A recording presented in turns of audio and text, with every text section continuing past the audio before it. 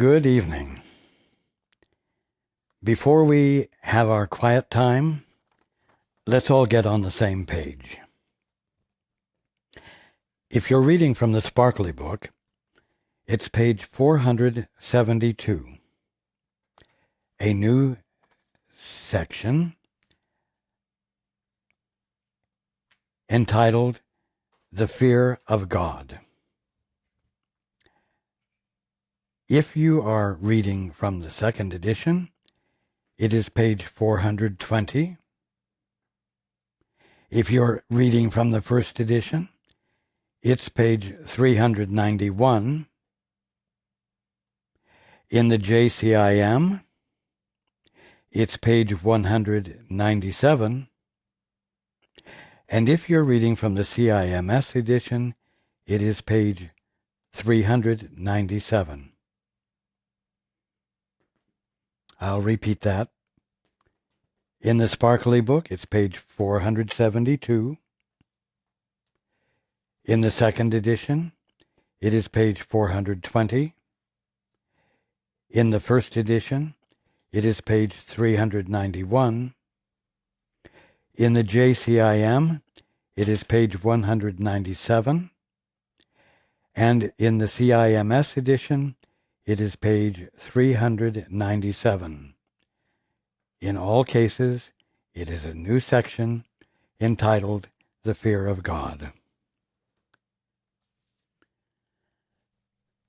Okay. Let's take a few moments to be quiet together.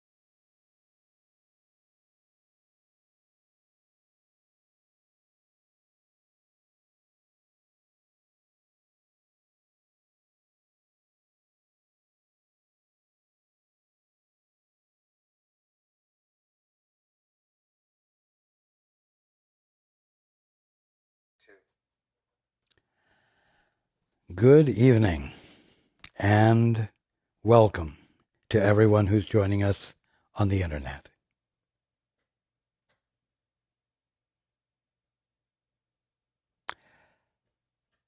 It is very easy when coping with fear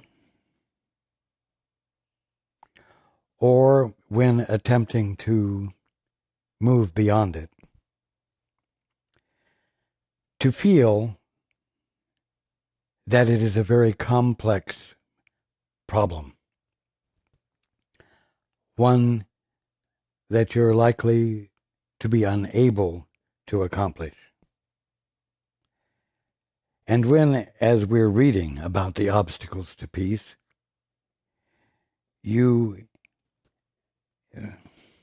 hear what seems to be a very complex set of beliefs and misunderstandings, you can very easily begin to think that it's going to be difficult because it is so complex. And so before we continue tonight, I want to consider the larger picture.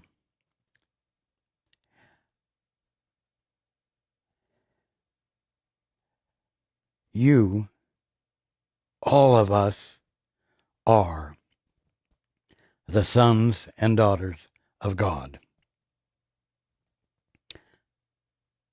No matter what you think, no matter what you've come to believe, that is the bottom line. That is the unchangeable fact. You and I, we are all the sons and daughters of God right now. The difference between you and me is that you don't believe it. And you claim another definition for yourself, a definition which you are committed to. But nevertheless, we are brothers and sisters, offspring of the same Father.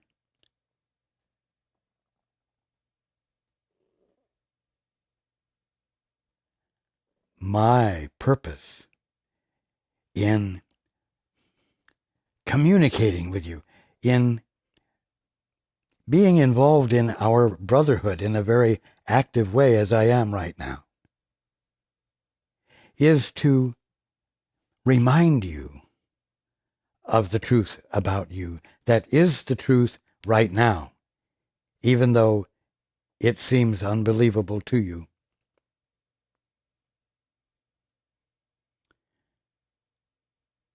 Because you are the sons and daughters of God, I have shared that you must remember that you are neither behind the point of perfection nor advancing toward it. You are at that point and must understand yourself therefrom. This means that the apparent journey that you embark upon in abandoning the obstacles to peace is a journey without distance, as the Course speaks of. You are making the journey from your destination. You are, right now, a holy son or daughter of God, believing that you are not, and engaged in the steps which will allow you to rediscover, remember that you are and never stopped being the holy sons and daughters of God. And so you are waking up to your holiness from your holiness. You see what I mean?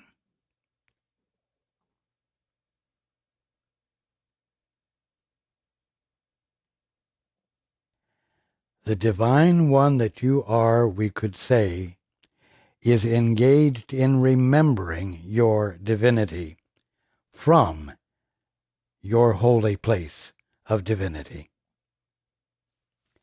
This is very important to understand, because the complexity that you seem to be confronted with is not complex at all, even though you can think about it with great complexity. Now, when you decided to dally with the ego by claiming independence from the Father and from everything else,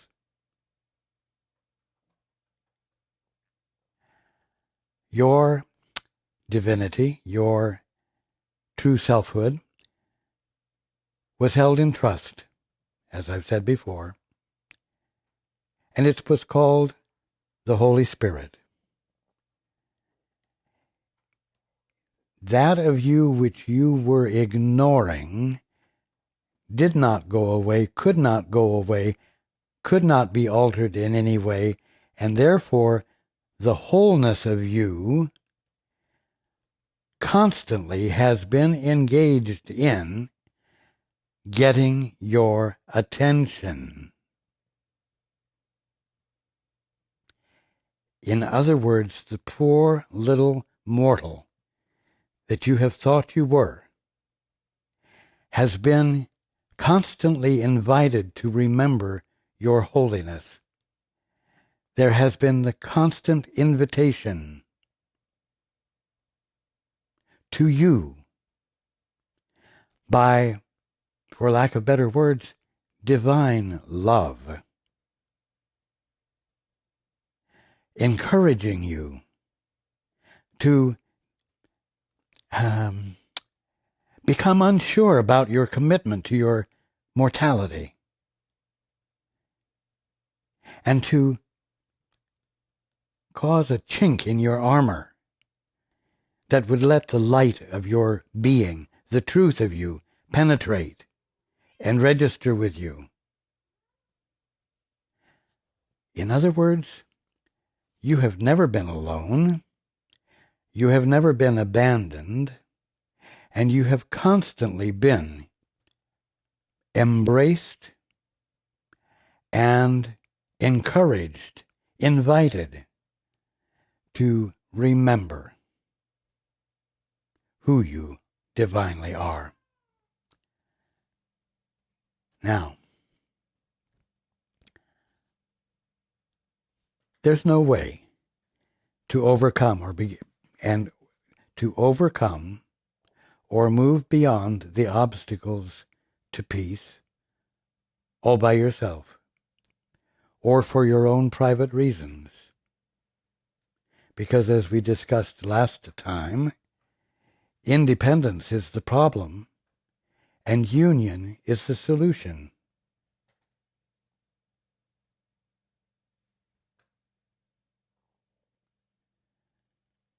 Now,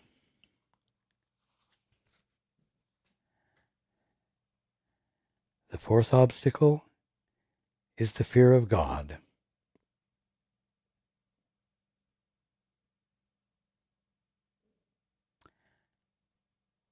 What would you see without the fear of death? Well, you say, I don't know. I'm not sure. Without the fear of death, I would be thrown into the not knowing place, because the one thing I was sure of, I'm abandoning: death. Well, you know what? You don't have to use your imagination. You don't have to imagine something radical.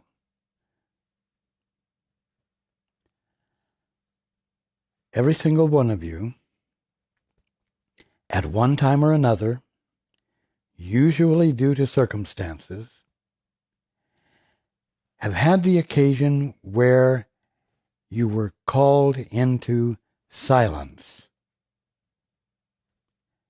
I mean by that either through illness or injury or overwhelming fear, you have been brought to a place of humility, except that you would have called it humiliation. And in that state, your arrogance was abandoned. And in that place, in one way or another, divine love was able to penetrate your willfulness and touch you and lift you and restore you. Every one of you has had that experience to one degree or another. That experience is the experience you have without the fear of death.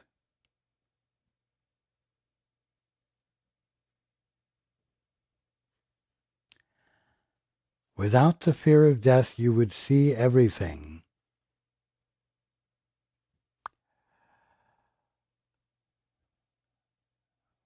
Without any indulgence in self-protection, without any need to provide any definition to what you were experiencing. And in the absence of your defining everything, what everything divinely is can register with you. And everything is at peace. That's the first thing. Everything is at peace. Living, loving, dynamic peace.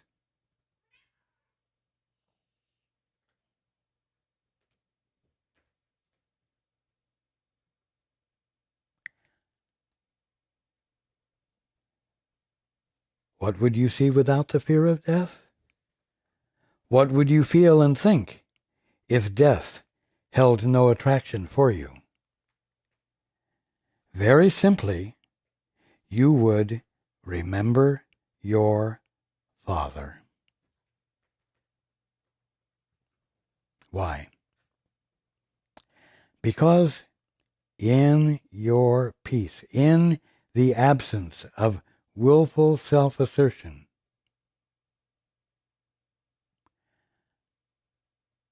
that of you which you've been ignoring, which has been called the Holy Spirit, has an open door to connect with and register with you.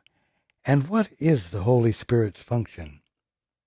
It is to reveal God to you and to reveal your relationship, your inseparable oneness with the Father, and thus bring you back into your right mind. So that's why you will remember your Father. Very simply, you would remember your Father, and listen to this, the Creator of life, the source of everything that lives, the Father of the universe and of the universe of universes, and of everything that lies even beyond them, would you remember.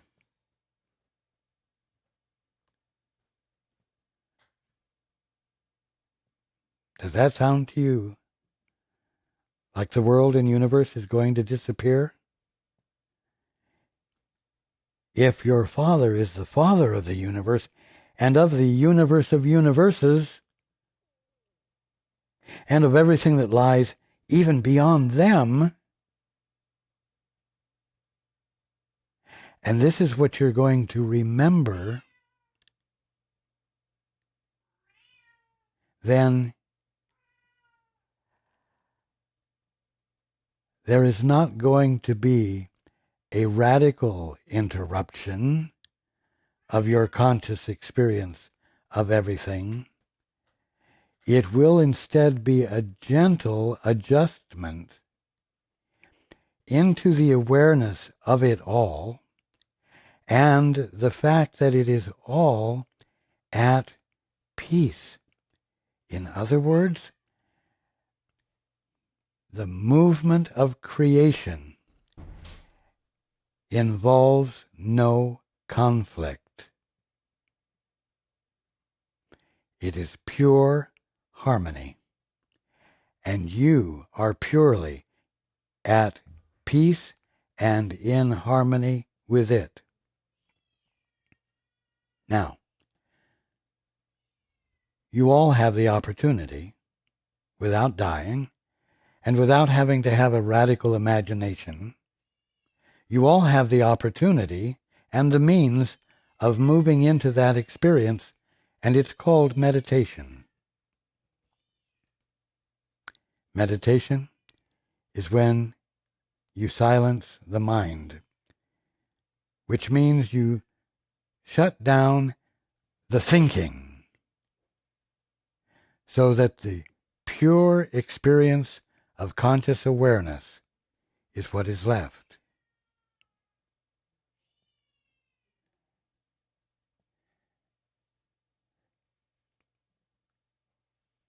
Now, every time we have a meeting, every time Paul shares me with anyone, he moves into the holy instant. He moves into that place where his thinking is silenced. He moves into that place in which everything is at peace. And there is nothing, no conflict, to resolve or overcome. And every single one of you, when you meditate and move into the silence, have done the same thing. It is the way you move out of the obstacles to peace. And in that space, even though initially it is a limited experience of the universe of universes and everything beyond it that you will remember, you are nevertheless experiencing the quality and the nature of reality. It's important to understand this, because when you meditate and become still, you're not engaged in overcoming anything. You're simply engaged in abandoning the making of noise. Do you see? And so, the overcoming of the obstacles of peace, the obstacles to peace, is that simple. And you already have the experience. And if you haven't had it, it's easily available to you.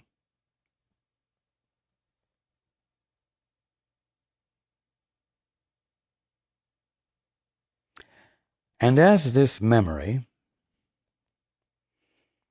of the universe of universes and everything beyond rises in your mind, peace must still surmount a final obstacle, after which is salvation completed and the Son of God entirely restored to sanity. For here your world does end. Now, what does that mean? It means the world as you have chosen to perceive it ends. Because you've abandoned the thinking. You've abandoned the use of your mind that seems to have created a creation different from the kingdom of heaven. That is what ends, because clarity is restored. Peace is restored.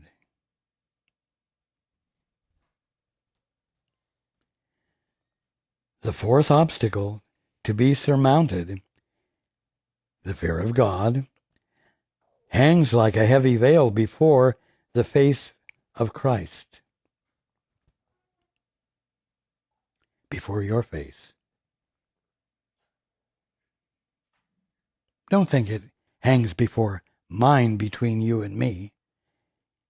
The veil hangs between you and your real face, the face of the Christ that you are.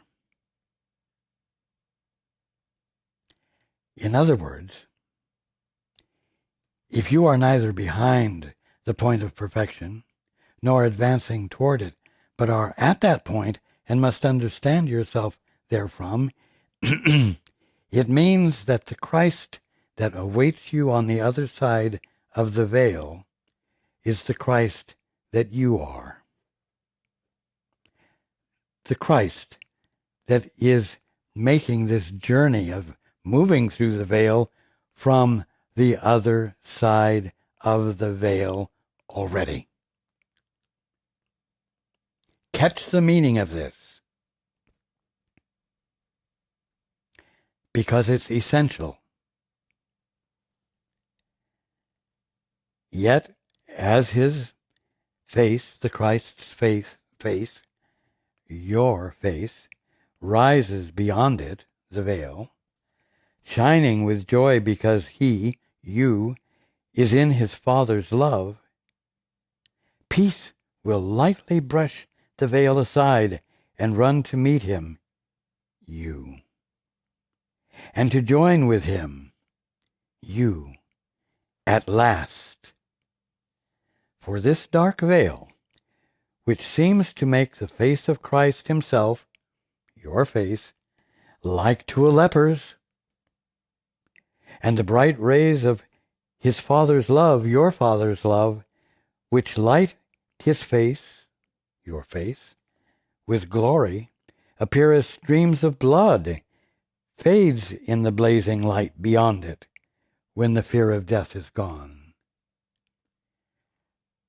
When the fear of death is gone, clarity of mind, the clarity of your divinity,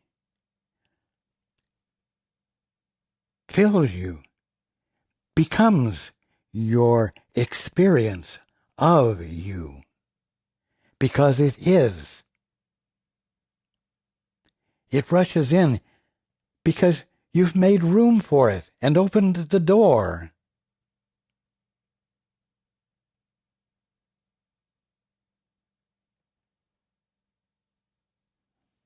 You see?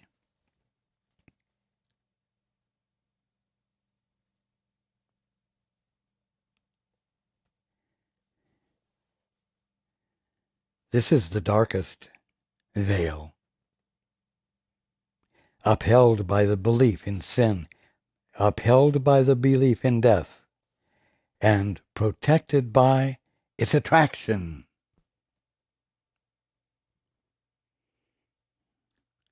Your oneness with God and your willingness to experience it.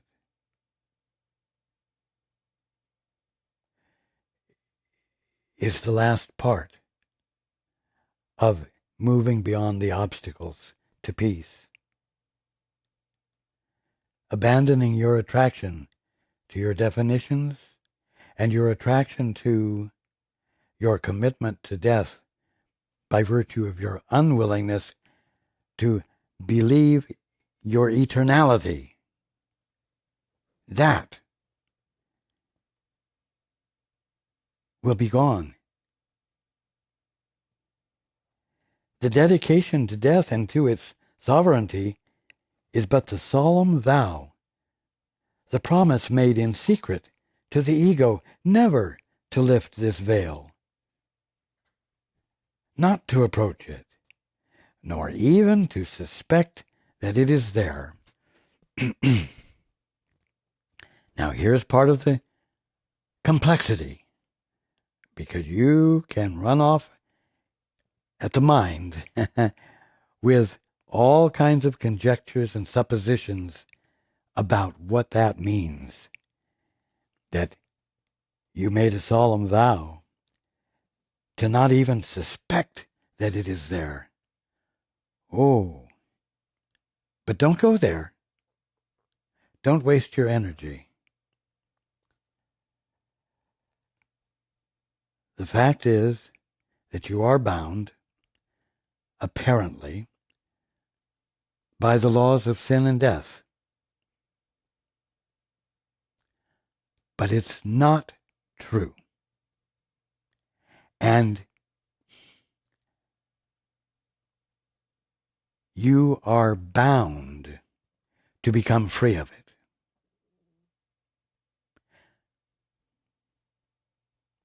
This is the secret bargain made with the ego to keep what lies beyond the veil forever blotted out and unremembered. Again, though, you're on the other side of the veil. That which you divinely are, you still divinely are. And it is intent upon reuniting this private part of you that you want to keep private with it, to reunite you with it.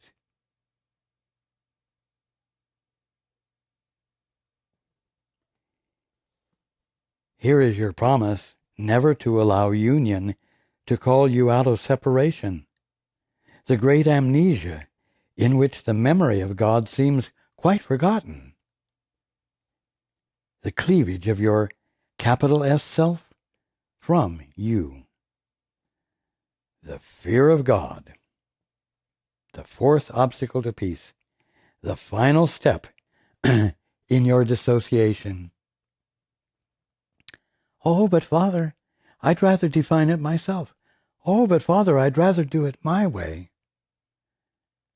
And that first step followed through to an ultimate fear of God that caused you to make a pact with the sense of yourself that you developed, that said you would forever be devoted to this finite, fearful, guilty entity that you have become. But none of it is true. None of it has ever been true. And the uncovering of it and your freedom from it is what we are engaged in facilitating.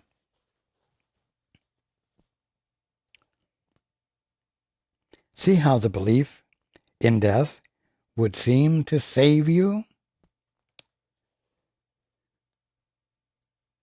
From what? From having to look at God. From having to recognize God for what He is, and therefore you for what you are. The belief in death would seem to save you from that. For if this is gone, what can you fear but life?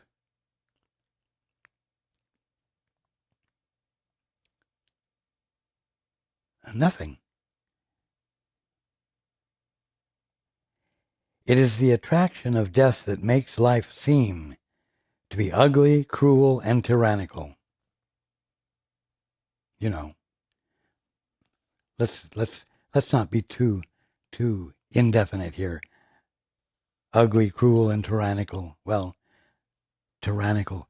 You believe that your body has a life of its own, and it can do to you what it will, and it will ultimately harm you because, by your definition, it is something which deteriorates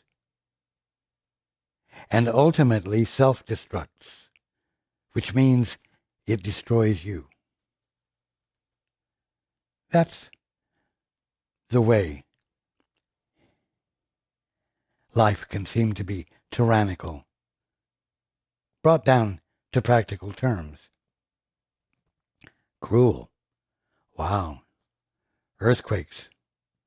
Enemies. They can take away your life. They can take away your happiness. They can make you miserable.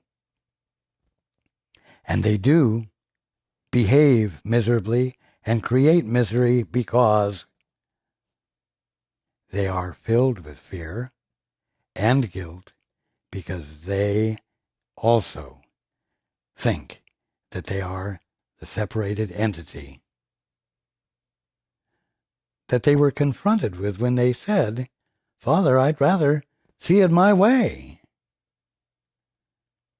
Well, there is another way to look at everything. And that's what we're doing in the process of getting past the obstacles to peace.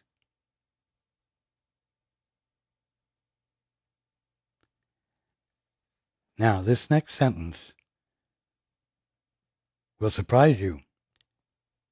You are no more afraid of death than of the ego. These are your chosen friends. For in your secret alliance with them, you have agreed never to let the fear of God be lifted so you could look upon the face of Christ and join him in his Father. Meaning, so that you could look upon your face as the Son of God, and in your realization and acknowledgement of your sonship, to join him, to not be different from him, because he is your Father, he is your source.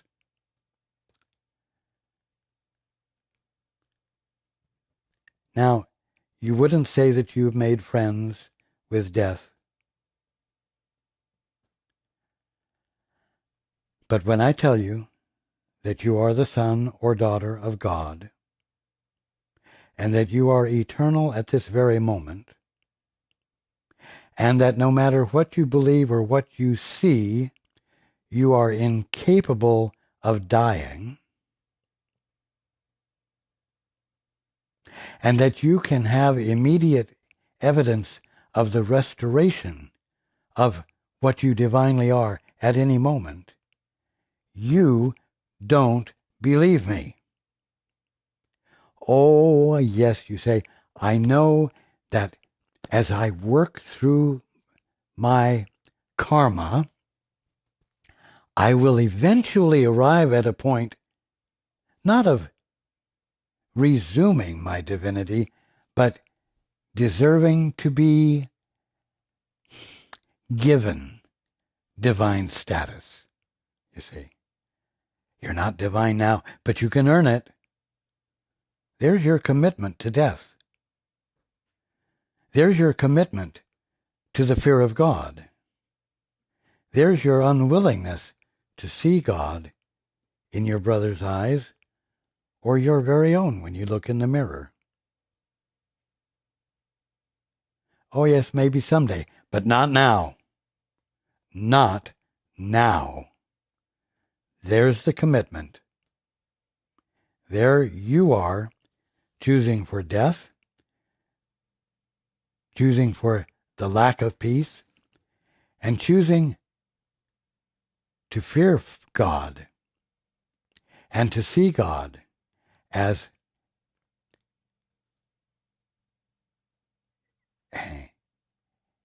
a fearful aspect of your future, even as you regain or achieve divinity. Now are you the sons of God. And it does not yet appear what you shall be. What you shall be.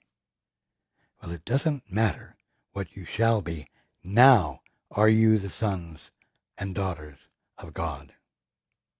And now is when you can experience that fact. But you will not experience it if you do not abandon the 4 obstacles to peace. And, as I'm pointing out tonight, abandoning them is not as difficult as it might sound as we read here, or as you might think when you're confronted with fear or feelings of guilt.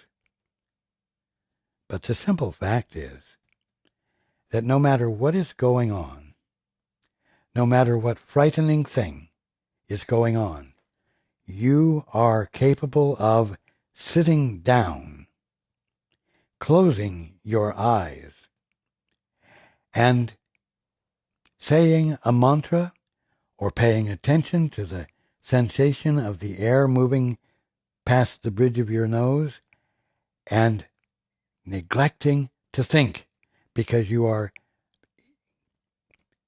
devoted to saying the mantra or paying attention to the sensation. And peace comes. You experience peace. It is unavoidable if you take the steps. It doesn't matter what's going on.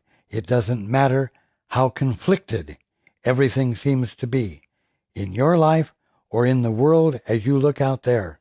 And everything going on out there seems to convince you that there is justification not to be in your peace.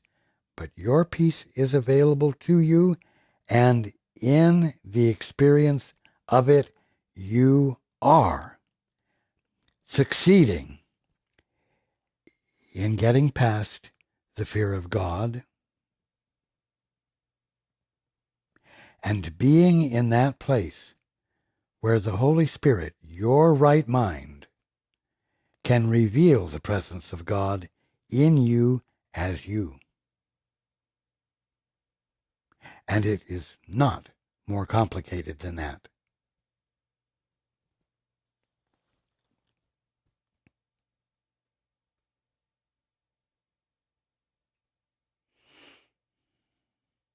Every obstacle that peace must flow across is surmounted in just the same way. Each of the 4 obstacles is surmounted in just the same way. There isn't a different technique or practice because each of them is different or more complicated than the other. Every obstacle of the 4 obstacles that peace must flow across is surmounted in just the same way. And here it is.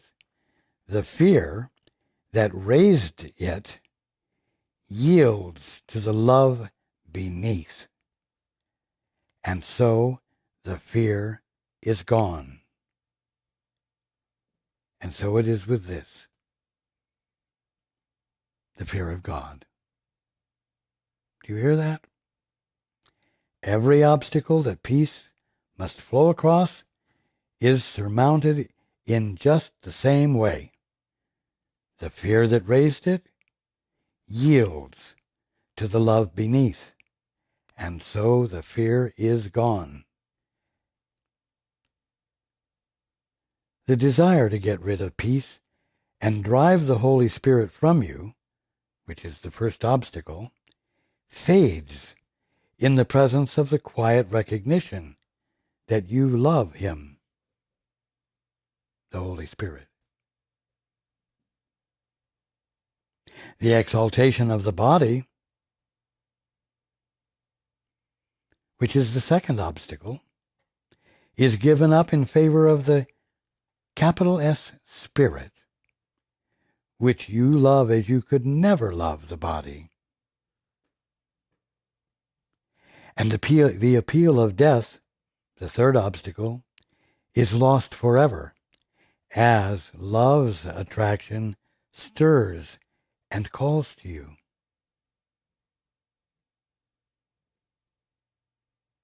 From beyond each of the obstacles to love, love itself has called, and each has been surmounted by the power of the attraction of what lies beyond.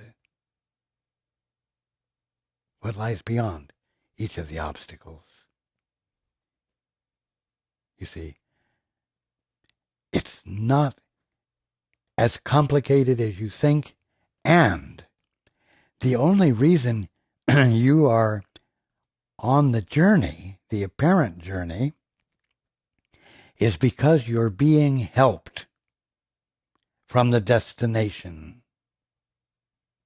right now, right here, no matter whether you think you deserve it or not.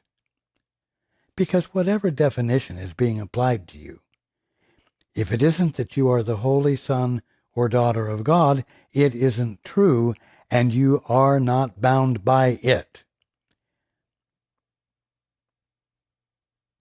You are free to move beyond it by virtue of abandoning the obstacles to peace.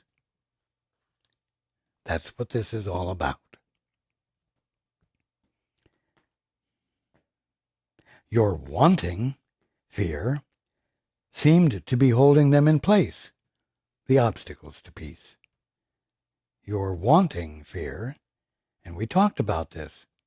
Oh, I know you don't want fear, but oh boy, you sure do use it, and you use it with a degree of skill and excellence, misguided as it is, to magnify your strength and your credibility, to prove to yourself that you are something valid and valuable and worthy. Oh no, you don't want fear. But boy, you sure want the benefit that can come from dealing with fear. Well, you see, pay attention.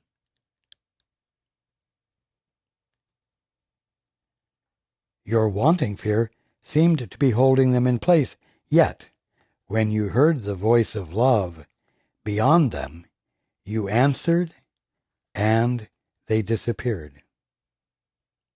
Now, as I said, you have all, in one way or another, and no one is excluded from this, each one of you, in one way or another, has had the experience of humiliation and humility that it took in order for love to reach you and show you that your validity wasn't dependent upon anything you could do, but was inherent in you as an eternal gift that caused you, in whatever circumstance you were in, to shift perception and experience the blessing and the healing of that.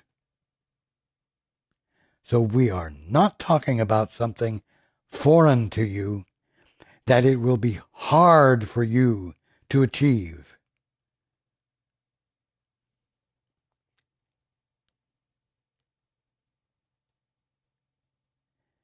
Yet when you heard the voice of love beyond them, the obstacles to peace, you answered, and they disappeared.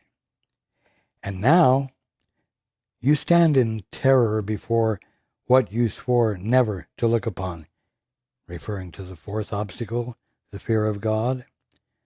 Your eyes look down, remembering your promise to your friends, in quotes, fear and guilt and the ego. The loveliness of sin, loveliness, of course, is in quotes, the loveliness, the attractiveness of sin, the pleasure of sin, the delicate appeal of guilt, the holy waxen image of death, and the fear of vengeance of the ego you swore in blood not to desert, all rise and bid you not to raise your eyes, not to look at God again. For you realize that if you look on this and let the veil be lifted, they will be gone forever. The obstacles to peace will be gone forever. The ego and its misdirection and its deceit will be gone forever. Fear will be gone forever, and you will never be called upon again to show your validity by the strength with which you overcame the fear. That will be gone. And what will you be left with? The remembrance of your Father, and therefore the remembrance of who you divinely are. All of your friends, your protectors, and your home, meaning your body as you were defining it, will vanish. In other words, the use to which you put creation for your own purposes will be gone. And you'll be left with what? Creation as it is. Creation as the Father is being it, including you as the witness to creation as being the expression of the Father. Your function is, as co-creator, to confirm that creation is the Father's.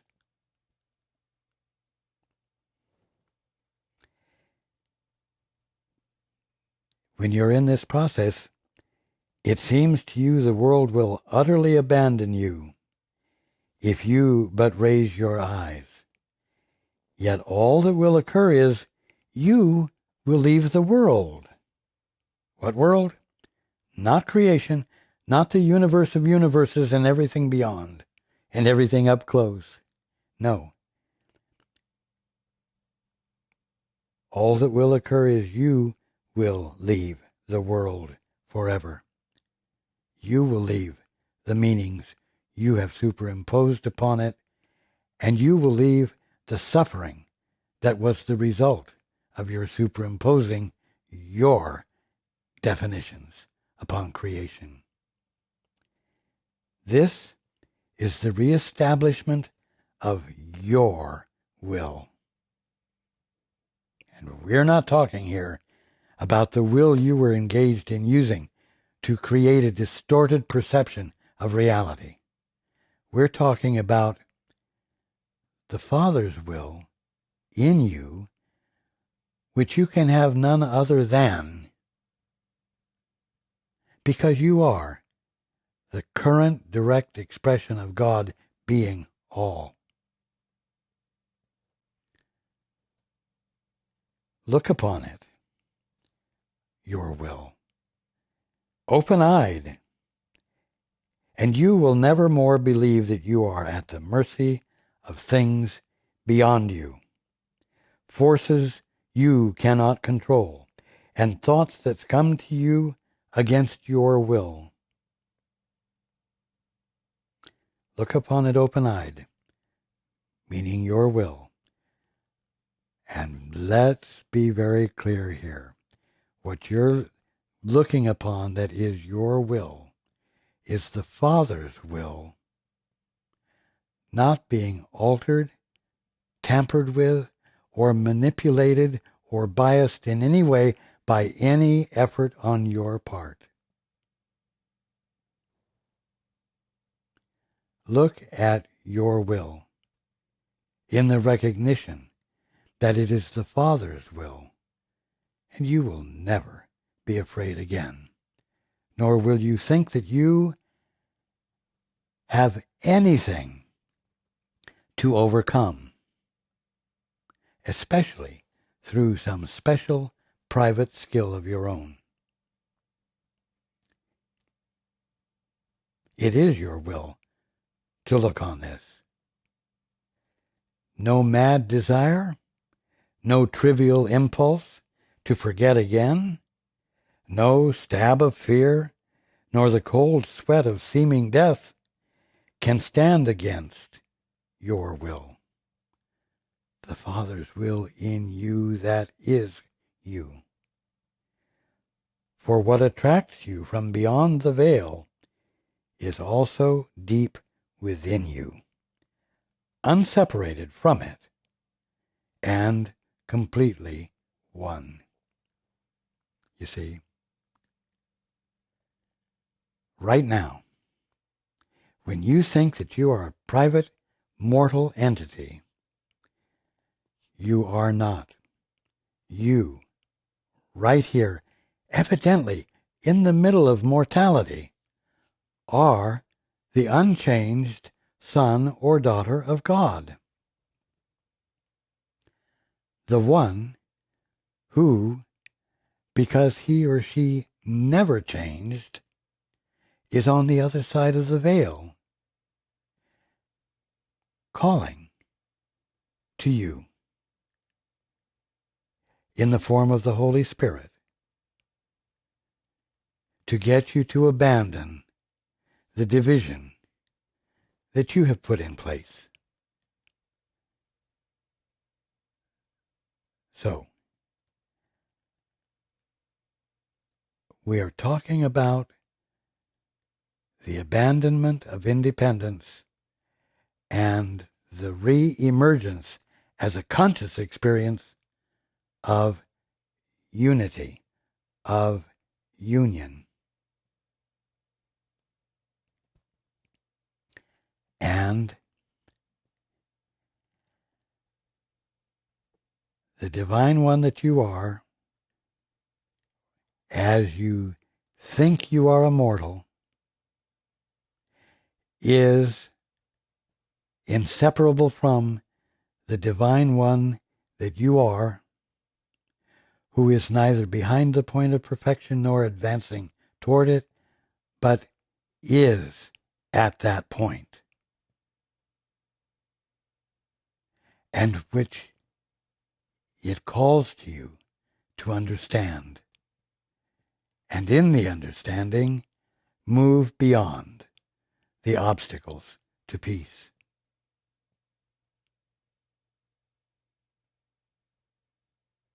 Don't let this get too complicated.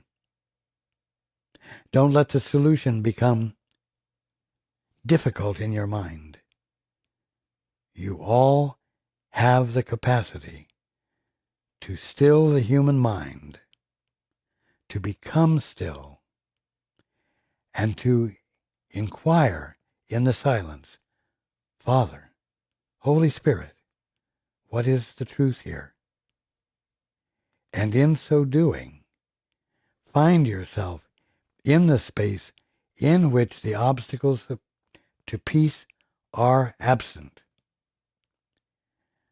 The simple necessity is to begin to practice this now, now, now.